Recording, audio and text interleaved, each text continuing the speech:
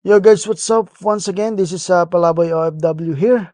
So for today's vlog mga idol is meron tayong iba-vlog na isang parisan na hindi kilala mga idol pero nagba-viral na siya unti-unti online.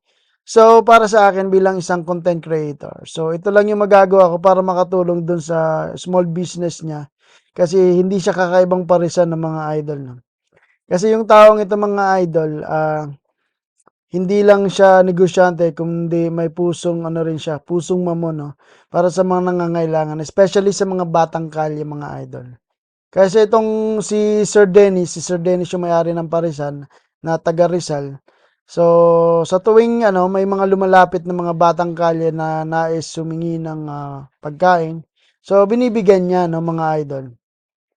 So dapat sa mga content creator diyan na mga naka naka git-get, nakapermi kay Diwata, huwag niyo naman samantalahin yung mga ano, yung mga sikat na. Sikat na yun eh, kahit anong gawin ng mga yan, established business na yan, kilalang kilala na yan. Kahit sino pwede nang lumipat dyan, kumain anytime, anywhere, kung saan sila magtayo ng business nila. Kasi may mga pangalan na yan eh. So, tulungan naman natin yung mga nagsisimula no, bilang isang content creator. So, kumikita na rin na kayo kay Diwata, nakikilala na rin kayo kay Diwata. So, ibig sabihin, may mga engagement audiences na kayo na sumusuporta sa inyo. So, gamitin natin yung platform no, para makatulong no, sa mga gusto pang umunlad sa negosyo ng parisan. So, hinihikayat ko kayo na puntahan si Sir Dennis kasi napakabuti nitong tao na to. Hindi hindi siya nagdadalawang isip para tumulong sa mga batang kalye na nagugutom. So, yun no, mga idol. Kung ikaw ay isa talagang content creator, mag-content ka, no? Hindi lang yung nakabuntot ka kay Diwata, puro na lang kay Diwata eh. Naiirita na ako sa inyo eh. Wala na kayong ibang bukang bibig kundi Diwata Pares Overload. Nakakasawa na yun eh. Nabubuisit na ako sa mga diwa-diwata nyo na yun eh. Huwag nyo nang pag-usapan si Diwata. Simulan nyo na yung bagong content. Pasikatin nyo to si Sir Dennis ng taga Rizal mga idol. Kasi napakabuti niyang tao. Marami siyang tinutulungan.